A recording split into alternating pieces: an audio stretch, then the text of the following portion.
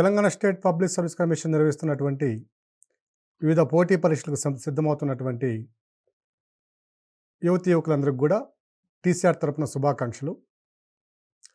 ఈ సెషన్ నుంచి కూడా మనము తెలంగాణ జియోగ్రఫీకి సంబంధించినటువంటి గ్రూప్ 1 ప్రిలిమ్స్ మెయిన్స్కి సంబంధించినటువంటి అంశాన్ని పరిశీలిద్దాం.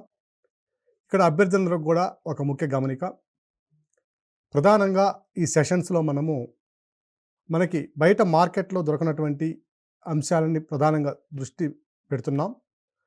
ఈ దృష్టి కేంద్రీకరణలో మనకి మెయిన్స్లో వచ్చేటటువంటి ప్రశ్నల్ని ప్రధానంగా చర్చించబోతున్నాం. అభ్యర్థులందరూ కూడా ఈ విషయాన్ని గమనించాలి. అలాగే ఈ సిలబస్లో ఉన్నటువంటి సంక్లిష్టత దృష్ట్యా మనకి తెలుగు అకాడమీలో ఉన్నటువంటి అంశాలతో పాటు మీరు బయట మార్కెట్లో ఉన్నటువంటి కొన్ని బుక్స్ను కూడా పర్చేజ్ చేసి ప్రిలిమ్స్ పాయింట్ ఆఫ్ వ్యూలో మీ ప్రిపరేషన్ కొనసాగించవలసి ఉంటుంది. మనం ప్రధానంగా మెయిన్స్ పాయింట్ ఆఫ్ వ్యూలో వచ్చే ప్రశ్నల మీద దృష్టి కేంద్రీకరిస్తున్నాం కాబట్టి అభ్యర్థులందరూ కూడా ఈ విషయంలో సహకరించగలరని ఆశిస్తున్నాం. ఇప్పుడు మనకి తెలంగాణ జాగ్రఫీలో ఉన్నటువంటి మెయిన్స్లో ఉన్నటువంటి అంశాలు కనుక మనం పరిశీలించినట్లయితే మనకి పేపర్ 1లో ఉన్నటువంటి 3rd సెక్షన్లో ఉన్నటువంటి 5 టాపిక్స్లో 5 చాప్టర్స్ లేదా 5 యూనిట్స్లో 5 విభాగాల్లో 3వ విభాగము, 4వ విభాగము, 5వ విభాగము మనకి తెలంగాణ జాగ్రఫీకి సంబంధించిన అంశాలు. ఈ 3వ విభాగంలో కనుక చూసినట్లయితే ప్రధానంగా తెలంగాణ యొక్క పుట్టు పూర్వత్రాలు భౌగోళికంగా మాత్రమే ఇక్కడ మనం చర్చిస్తాం. వీటితో పాటుగా తెలంగాణలో ఉన్నటువంటి శీతోష్ణ స్థితి, అలాగే వ్యవసాయ మండలాలు, అలాగే కొన్ని ప్రధానమైన అంశాలతో పాటుగా 4వ యూనిట్లో తెలంగాణ సంబంధించినటువంటి ఆర్థిక రంగము, 5వ యూనిట్లో మనకి తెలంగాణ సంబంధించినటువంటి ఆధునిక యుగంలో వస్తున్నటువంటి అంశాలు, ప్రధానంగా ఐటీ ప్రాజెక్టులు, అలాంటి అంశాలన్నింటినీ కూడా సిలబస్కి అనుగుణంగా మనం చర్చిస్తాం. ప్రస్తుతం ఈ సెషన్లో కనుక మనం చూసినట్లయితే హైదరాబాద్ రాష్ట్ర భౌగోళిక పరిధి అనేది మనకి సిలబస్లో ఉన్నటువంటి మొట్టమొదటి అంశము. ఈ అంశాన్ని కనుక మనం పరిశీలించినట్లయితే మనకి హైదరాబాద్ రాష్ట్రం అంటే మనకి 1512లో కుతుబ్ షా డైనాసిటీ ఏర్పడిన తర్వాత ఉన్నటువంటి క్రమంలో మనకి స్వాతంత్రానికి ముందు ఉన్నటువంటి హైదరాబాద్ నగరాన్ని కనుక మనం పరిశీలించినట్లయితే లేదా హైదరాబాద్ రాష్ట్రాన్ని కనుక మనం పరిశీలించినట్లయితే ఇందులో 4 డివిజన్లు మనం గమనించవచ్చు. వీటన్నిటికంటే ముందుగా హైదరాబాద్ రాష్ట్రం మొత్తం మీద కన్నా కూడా హైదరాబాద్ రాష్ట్రంలో ఉన్న ప్రత్యేకత ఏమిటి అనే అంశాన్ని మనం పరిశీలించినట్లయితే హైదరాబాద్ రాష్ట్రంలో ప్రత్యేకత హైదరాబాద్ నగరమే అని మనం చెప్పుకోవాల్సి ఉంటుంది.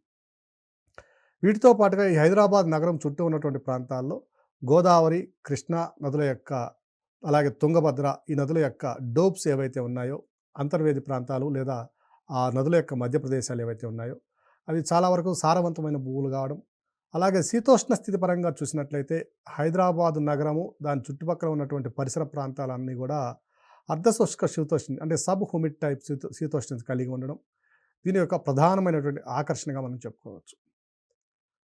హైదరాబాద్ నగరము దాని పరిసర ప్రాంతాల్లో ఉన్నటువంటి కొండలు కానివ్వండి, గుట్టలు కానివ్వండి, అలాగే విశాలమైనటువంటి భూభాగం కానివ్వండి, నగర విస్తరణకు అవసరమైనటువంటి వనరులను మనకి సమకూర్చినట్లుగా కూడా మనం గమనించవచ్చు.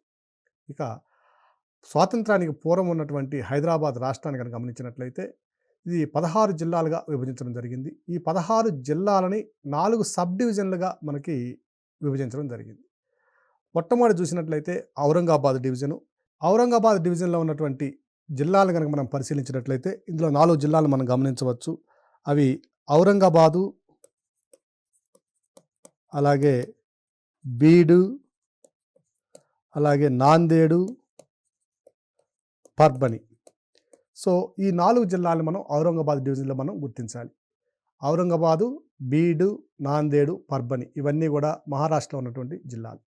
ఇక 2వ డివిజన్ కనుక మనం చూసినట్లయితే గుల్బర్గా డివిజను. సో ఈ గుల్బర్గా డివిజన్లో కనుక చూసినట్లయితే ఇది మహారాష్ట్ర మరియు కర్ణాటకలో ఉన్నటువంటి ప్రాంతము. ఈ గుల్బర్గా డివిజన్లో కనుక చూసినట్లయితే మనకి బీదర్, అలాగే గుల్బర్గా మరియు రాయచూరు అనేటటువంటి ఈ జిల్లాలని మనం ఇక్కడ గమనించాలి. గుల్బర్గా డివిజన్లో మహారాష్ట్ర మరియు కర్ణాటకలో జిల్లాలను చూసినట్లయితే బీదరు, గుల్బర్గా, రాయచూరు ప్రాంతాలు. ఇక 3వ డివిజన్ కనుక మనం చూసినట్లయితే గుల్షనాబాద్ డివిజను లేదా మెదక్ డివిజను. ఈ గుల్షనాబాద్ డివిజన్లో కనుక మనం చూసినట్లయితే హైదరాబాదు దీంట్లో క్యాపిటల్ నగరంగా ఉంది.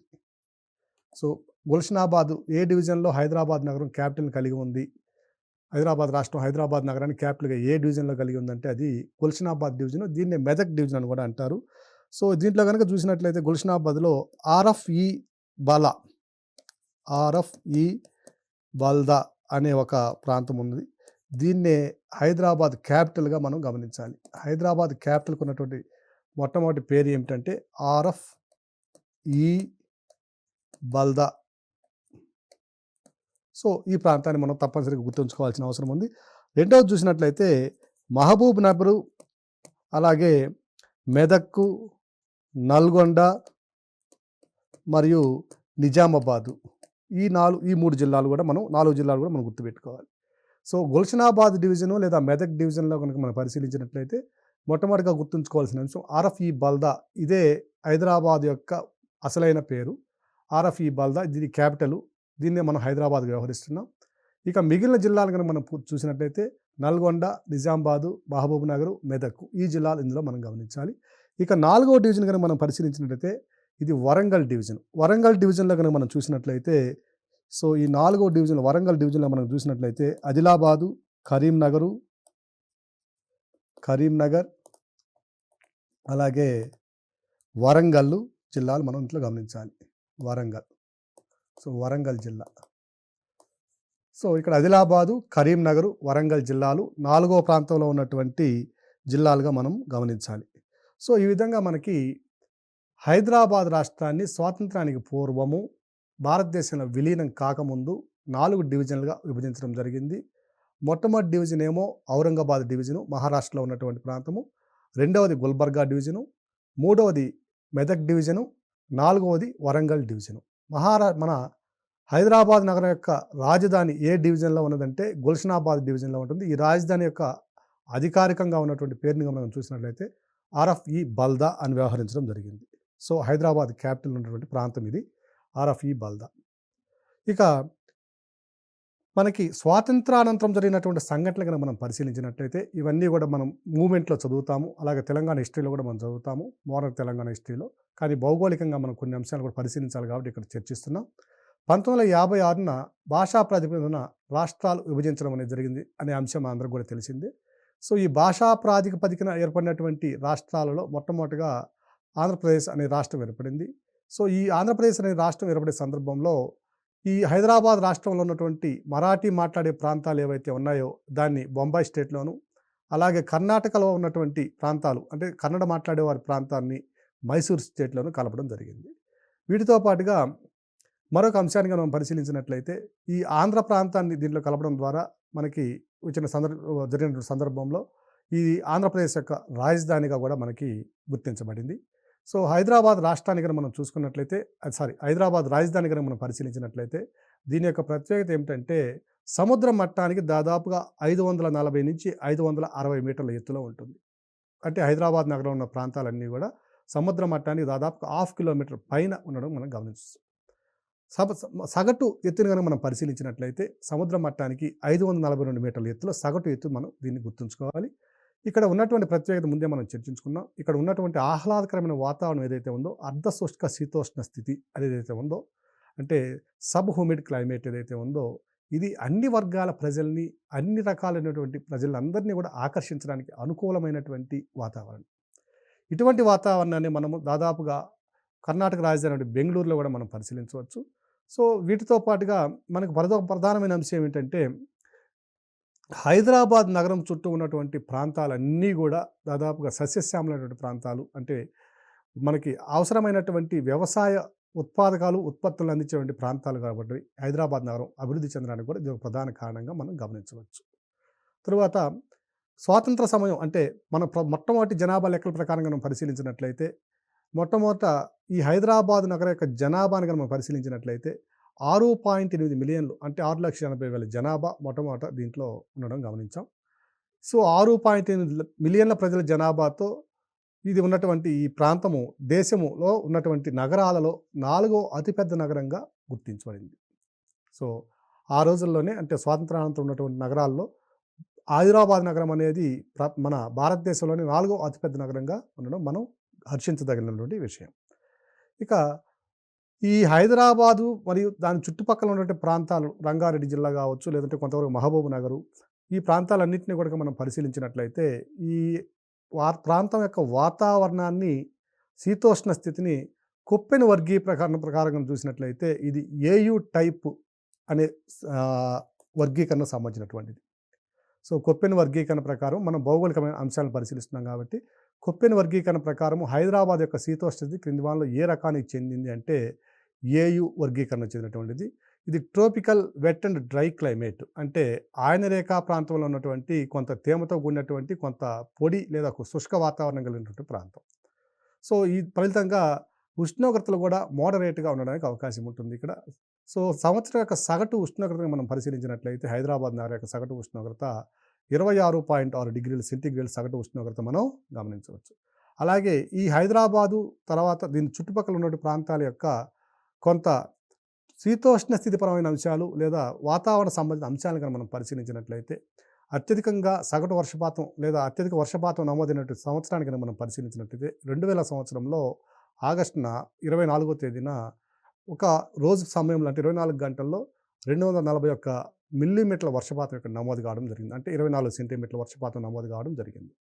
అదేవిధంగా మరొక అంశాన్ని కూడా మనం పరిశీలించినట్లయితే ఈ భారతదేశంలో ఉన్నటువంటి ఈ నగరాలలో ఏ నగరంలో ఒక రోజులో అత్యధిక వర్షపాతం సంభవించడం జరిగింది అనే అంశాన్ని కనుక మనం పరిశీలించినట్లయితే ఈ ప్రశ్నకు మనకు ఆన్సరు ముంబై నగరం. ఇదే విషయాన్ని మనము డిజాస్టర్ మేనేజ్మెంట్లో కూడా చర్చించడం జరిగింది. ముంబై నగరంలో 2005లో సంభవించినటువంటి ఈ తుఫాన్ల వల్ల జరిగినటువంటి క్లౌడ్ బర్స్ట్ వల్ల ఒక రోజులోనే దాదాపుగా 64 సెంటీమీటర్లు అయితే ఈ విపత్తు సంబంధించినటువంటి 1.5 రోజు 2 రోజుల పరిధిలో 94 సెంటీమీటర్ల వర్షపాతం సంబంధించడం జరిగింది. సో ఈ విధంగా 60 సెంటీమీటర్లు పైగా ముంబై నగరంలో వర్షపాతం సంభవించినప్పటికీ అక్కడ ఎటువంటి వరదలు రాకపోగా చాలా తక్కువ టైంలో వరదంతా కూడా కింది ప్రాంతానికి వెళ్ళిపోవడం జరిగింది. దీనికి గల కారణం ఏమిటి అనే అంశాన్ని మనం పరిశీలించినట్లయితే మనము తప్పనిసరిగా గుర్తుంచుకోవాల్సిన అంశము ముంబై నగరంలో అభివృద్ధి చెందినటువంటి అండర్ గ్రౌండ్ డ్రైనేజ్ సిస్టము భారతదేశంలో ఉన్నటువంటి ఏ నగరంలో కూడా అభివృద్ధి చెందలేదు అనే అంశాన్ని మనం గుర్తించాలి. మరొక అంశము ఇది డిజాస్టర్ మేనేజ్మెంట్ సంబంధించినటువంటి అంశము. మరొక అంశం ఏమిటంటే హైదరాబాద్ నగరం కానీ, బెంగళూరు నగరం కానివ్వండి, చెన్నై కానివ్వండి, ఢిల్లీ కానివ్వండి, ఏ నగరాల్లో కూడా లేని విధంగా ముంబై నగరంలో ప్లాస్టిక్ని ఎప్పటి నుంచో బ్యాన్ చేసి చాలా కఠినంగా నియమాలు అక్కడ అమలుపరుస్తుండడం వల్ల కూడా ఆ వరదల యొక్క ప్రభావం తక్కువగా ఉంటుంది అనే అంశాన్ని కూడా మనం గుర్తుంచుకోవాలి. ఎగ్జామినేషన్ పాయింట్ ఆఫ్ వ్యూలో ముంబై నగరంలో అత్యధికంగా వర్షపాతం సంభవించినప్పటికీ వరదలు పెద్దగా ప్రభావం చూపలేకపోవడానికి గల కారణం ఏమిటంటే 2 కారణాలు ఇక్కడ ప్రధానంగా ఉన్నాయి. అవి ముంబై నగరంలో అభివృద్ధి చెందినటువంటి భూగర్భ డ్రైనేజీ వ్యవస్థ ఒకటైతే, రెండవ అంశము ఆ ప్రాంతంలో ఆ నగరంలో ప్లాస్టిక్ని నిషేధించి దాన్ని కఠినంగా అమలు చేయడం. సో ఈ విధంగా మనకి కనుక హైదరాబాద్ నగరానికి వచ్చినట్లయితే మనకి అత్యధికంగా వర్షపాతం నమోదైనటువంటి ప్రాంతాన్ని కనుక ఆ రోజును కనుక మనం పరిశీలించినట్లయితే ఇది 24వ తేదీ ఆగస్టు నెలలో 2000 సంవత్సరంలో సంభవించినటువంటి సంఘటన ఇది. అలాగే అత్యధిక ఉష్ణోగ్రతను కనుక మనం పరిశీలించినట్లయితే 1966లో 2వ జూనవ తేదీన హైదరాబాద్ నగరంలో 45.5 డిగ్రీల సెంటీగ్రేడ్ ఉష్ణోగ్రత నమోదు కావడం మనం ఇక్కడ గమనించాలి. అలాగే అల్ప ఉష్ణోగ్రతను కనుక మనం గమనించినట్లయితే జనవరి 8, 1946న ఇప్పటివరకు చరిత్రలో లేని విధంగా 6.1 డిగ్రీల సెంటీగ్రేడ్ల ఉష్ణోగ్రత నమోదు కావడం కూడా మనం గమనించాలి. ఇవన్నీ కూడా మనకి శీతోష్ణ స్థితిపరమైన అంశాలు. ఇక జనాభా లెక్కల ప్రకారం కనుక పరిశీలించినట్లయితే 2011 జనాభా లెక్కల ప్రకారం హైదరాబాద్ నగరం కనుక మనం పరిశీలించినట్లయితే దాదాపుగా 68 లక్షలకు పైగా జనాభాతో 4వ అతిపెద్ద జనాభా కలిగిన నగరంగా మనం గుర్తించాం. అలాగే మిగిలినటువంటి మున్సిపాలిటీలు హైదరాబాద్ చుట్టూ ఉన్నటువంటి మున్సిపాలిటీని కూడా మనం పరిగణలోకి తీసుకున్నట్లయితే ఇది హైదరాబాద్ అగ్లామరేషన్ అంటాం. సో ఒక మహానగరంగా పరిగణిస్తాం మనం దీన్ని. ఈ హైదరాబాద్ అగ్లామరేషన్లో కనుక పరిశీలించినట్లయితే అంటే సరూర్ నగరు, కాప్రా ఇలాంటి మున్సిపాలిటీలను కూడా మనం పరిగణలోకి తీసుకున్నట్లయితే 77 లక్షలకు పైగా జనాభాతో 6వ అతిపెద్ద నగరంగా, 6వ అతిపెద్ద అర్బన్ అగ్లామరేషన్గా, మహానగరంగా ఇది చరిత్రలో నిలిచింది. ఇక ప్రస్తుతం ఉన్నటువంటి తెలంగాణ భౌగోళిక పరిధిని అంటే విస్తృతిని కనుక మనం పరిశీలించినట్లయితే సో ఈ భౌగోళిక పరిధి ప్రకారం కనుక చూసినట్లయితే ఫిజికల్గా మనం చూసినట్లయితే ఇది ఏ రాష్ట్రాలతో సరిహద్దును కలిగి ఉంది అంటే పశ్చిమాన మహారాష్ట్రతో సరిహద్దును కలిగి ఉంది. అలాగే ఈశాన్య భాగాన ఛత్తీస్గఢ్తో సరిహద్దు కలిగి ఉంది. అలాగే ఈశాన్యము, తూర్పు భాగాన్ని మనం పరిశీలించినట్లయితే ఖమ్మం జిల్లాలో ఉన్నటువంటి 7 మండలాల్ని పోలవరం ముంపు ప్రాంతాలలో కలపక ముందు అంటే 2014లో కలపడం జరిగింది. కలపక ముందు ఒడిశాతో కూడా మనకి సరిహద్దు కలిగి ఉంది. ఈ ముంపు మండలాలను ఏవైతే పోలవరంలో ముంపు ప్రాంతాల్లో ఉన్నటువంటి మండలాన్ని, ఖమ్మం జిల్లాలో మండలాన్ని మనము ఆంధ్రప్రదేశ్‌తో కలిపామో అప్పటి నుంచి ఒడిశాతో ఉన్న సరిహద్దు కోల్పోవడం జరిగింది. సో, ఇక ఈశాన్య ప్రాంతంలోనూ ఛత్తీస్‌గఢ్ సరిహద్దును కలిగి ఉంటే, ఈ పశ్చిమ ప్రాంతాన అలాగే వాయువ్య ప్రాంతాన మనము మహారాష్ట్రతో సరిహద్దును కలిగి ఉన్నాం. ఇక పశ్చిమ ప్రాంతాన్ని గనుక మనం పరిశీలించినట్లయితే ఇక్కడ కర్ణాటకతో సరిహద్దు కలిగి ఉంది.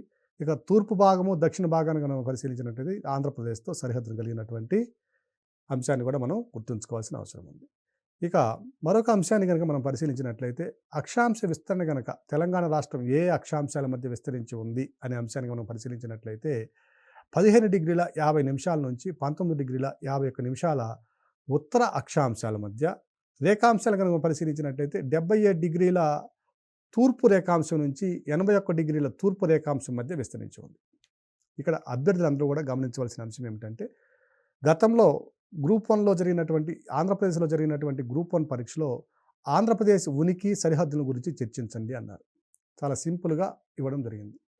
సో, ఈ అంశాలను ఇదే విధంగా మనం ప్రశ్నగా పరిశీలించినట్లయితే తెలంగాణ భౌగోళిక స్వరూపాన్ని చర్చించండి అనే ఒక చిన్న అంశాన్ని కనుక మనకి ప్రశ్నలో మెయిన్స్ పాయింట్ ఆఫ్ వ్యూ ఇవ్వడం జరిగినట్లయితే మనం మొట్టమొదటి రాయవలసిన అంశమే ఈ తెలంగాణ అక్షాంశ రేఖాంశ విస్తరణ, లాటిట్యూడ్ అండ్ లాంగిట్యూడినల్ ఎక్స్టెంట్ ఏ విధంగా ఉంది అనే అంశాన్ని పరిశీలించాలి, రాయాలి.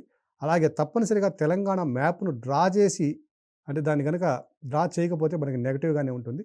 తెలంగాణ మ్యాప్ని డ్రా చేసి దానికి అక్షాంశ రేఖాంశాల విస్తరణ కనుక మనం పరిశీలించి పెట్టినట్లయితే, అంటే దాన్ని గుర్తించినట్లయితే మనకు తప్పనిసరిగా పాజిటివ్ యాటిట్యూడ్లో మార్కులు రావడానికి అవకాశం ఉంటుంది. తప్పనిసరిగా ఈ అభ్యర్థులందరూ కూడా ఈ అంశాన్ని గుర్తించాలి. సో, ఇక అక్షాంశ రేఖాంశ విస్తరణ తర్వాత మనం చూసినట్టు సరిహద్దు రాష్ట్రాలు ఇప్పుడే మనం చూసాము.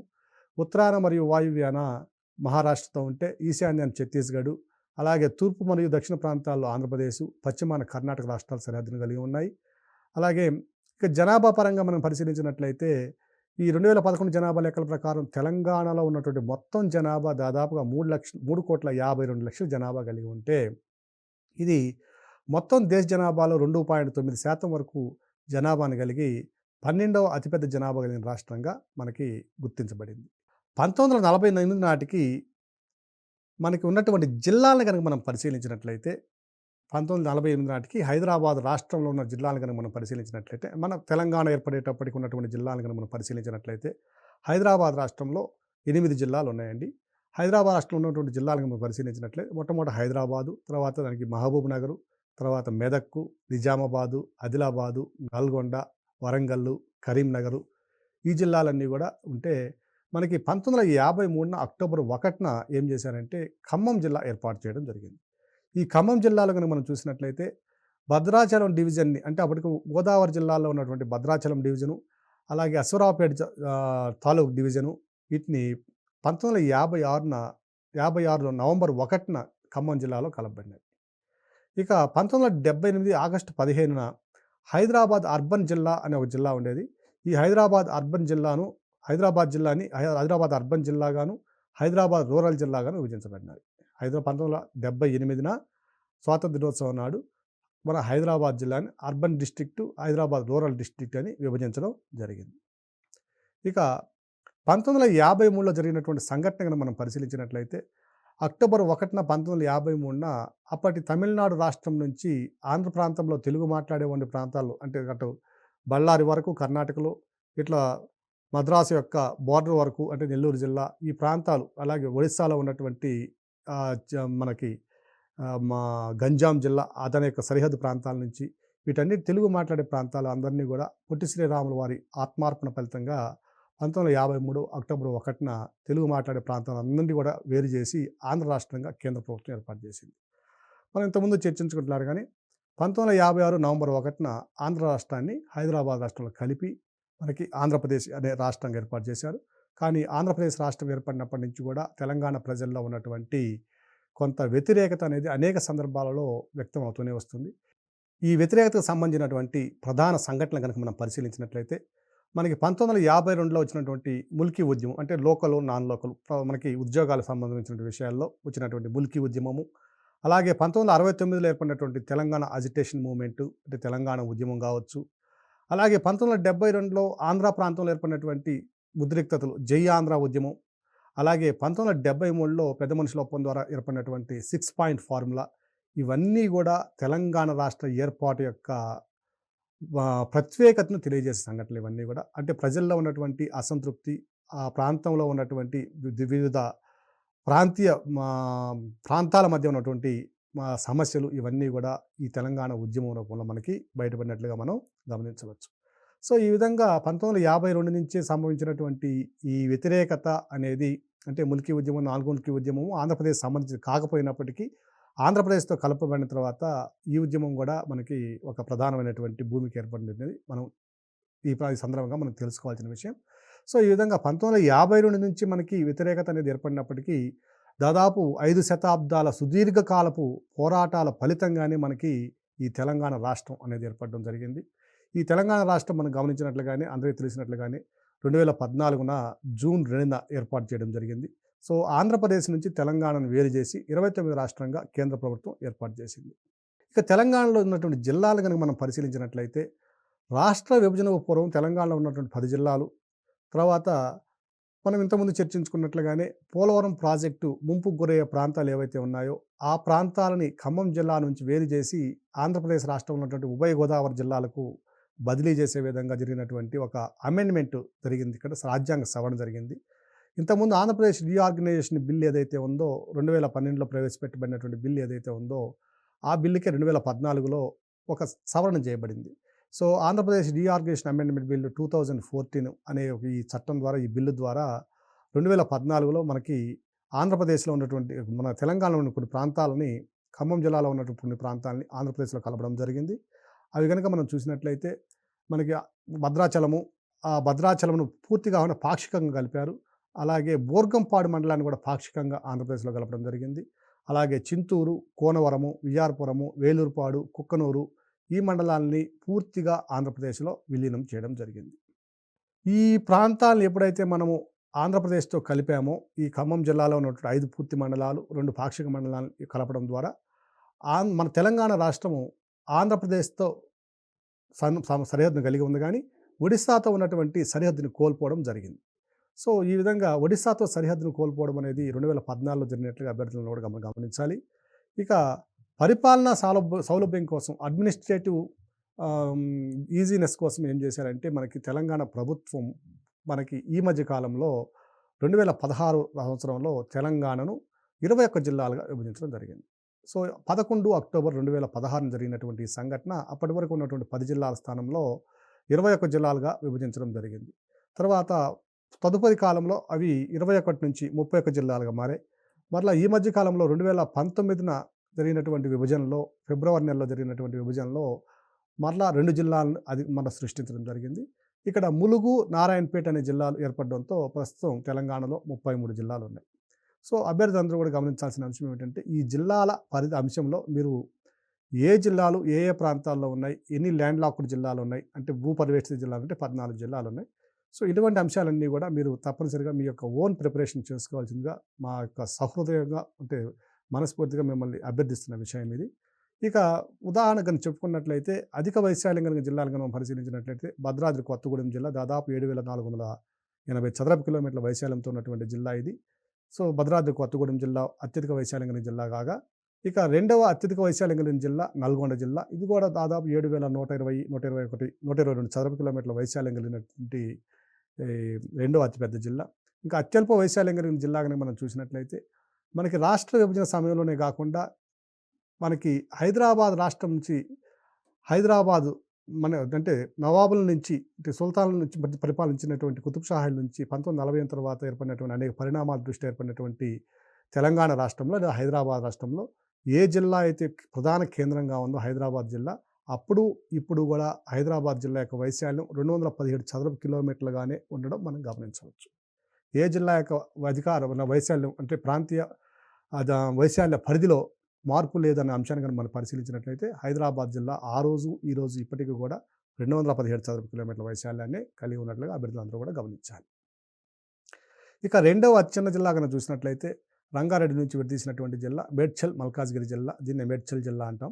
ఇది దాదాపుగా ఒక 1084 చదరపు కిలోమీటర్ల వైశాల్యంతో రెండవ చిన్న జిల్లాగా మనకి గుర్తించబడింది.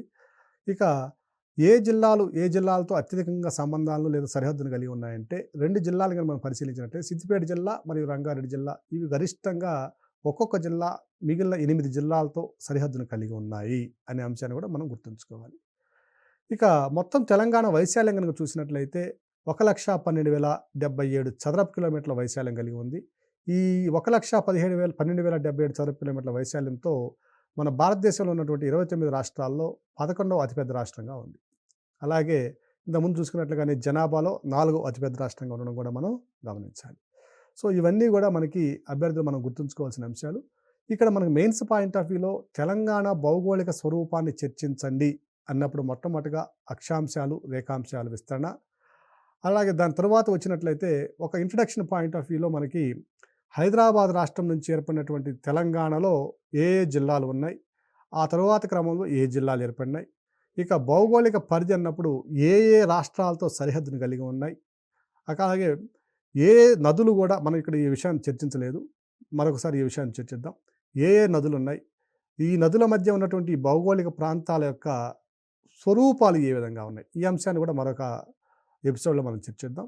సో ఈ భౌగోళిక పరిధి చర్చించండి అన్నప్పుడు దాదాపు ఒక 6-7 పాయింట్స్, మొట్టమొదటి అక్షాంశ రేఖాంశ పరిధి, అలాగే సరిహద్దు రాష్ట్రాలు, అలాగే దానికి ముందు ఉన్నటువంటి అయితే తెలంగాణ రాష్ట్రం ఏర్పడక ముందు ఉన్నటువంటి జిల్లాలు, ఆ జిల్లాల యొక్క కొన్ని ప్రాధాన్యతలు, ఏ నదులు ఈ ప్రాంతంలో విస్తరిస్తున్నాయి, ఎక్కడెక్కడ ఈ నదులు ఏ జిల్లాల గుండా వెళ్తున్నాయి అనే అంశాలతో పాటుగా ఇక మరొక అంశం స్వరూపం, భౌగోళిక విభాగాలు ఏ విధంగా ఉన్నాయి, ఈ అంశాలను కూడా మనం దీంట్లో కనుక చేర్చినట్లయితే మనకి ఆన్సర్గా పూర్తిగా తయారవుతుంది.